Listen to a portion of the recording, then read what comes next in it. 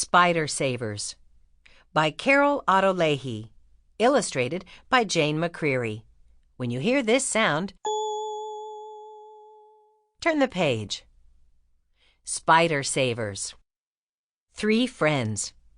On Tuesday morning, Myra hurried into Mrs. Markin's third-grade class and looked for her best friend, Kylie. Kylie sat at her desk talking to Eddie.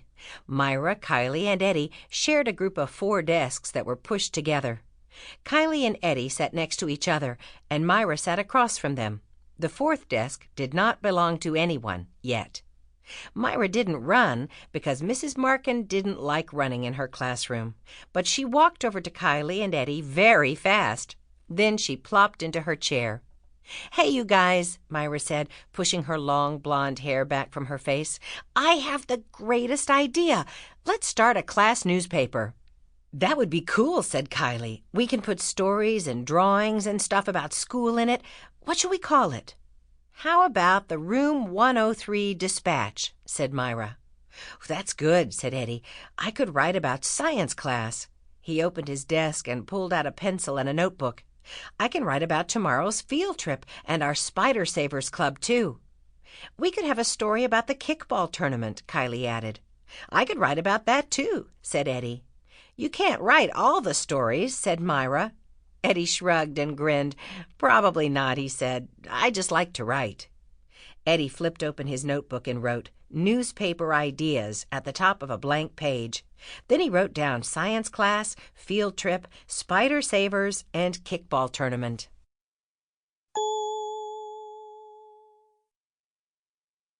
He looked up at Kylie. "Are you going to play on our team at recess today?" he asked. "We really need you. Mr. Thompson's class has some really good players, and you're our fastest runner." "I want to braid her hair during recess," Myra said, "and I want her to braid mine." "You can braid her hair some other time. We need her today," Eddie complained. Myra and Eddie looked at Kylie. "Well?" asked Myra. Kylie shook her head so that her long, curly ponytail danced from side to side. "I don't know," she said. "I love playing kickball, but I want my hair braided, too." "But," Eddie began, then stopped because the bell rang. The new girl. "Good morning, class," said Mrs. Markin. "I'd like you to do some free reading while I talk to Principal Soperina in the hall." The children got books out of their desks as Mrs. Markin rolled her wheelchair to the door. They had been reading for a couple of minutes when Myra leaned across the desk and gently poked Kylie in the arm. "Stop reading," Myra whispered. "Who is that with Mrs. Markin?"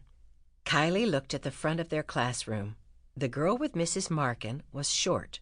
She was wearing jeans, like most of the children in the class, and a green jacket.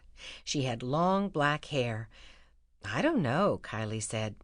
"Hey, Eddie," Kylie jiggled Eddie's book. "Do you know who that is?"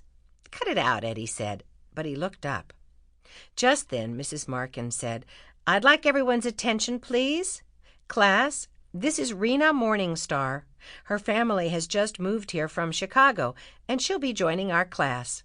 Would you please give Rena the special Room 103 welcome?"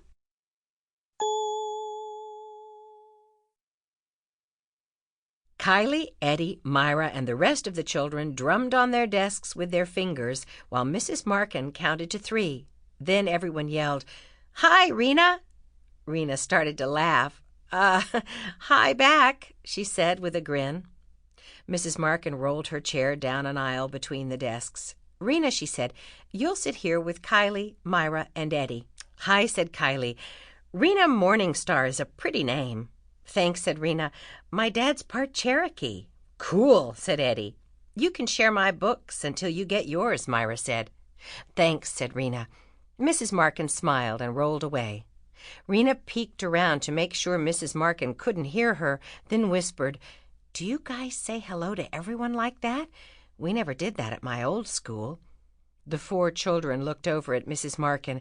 She was pulling paper cups, craft sticks, and plastic bags of something dark out of a box and putting them on her desk. "Yes, we do," said Eddie.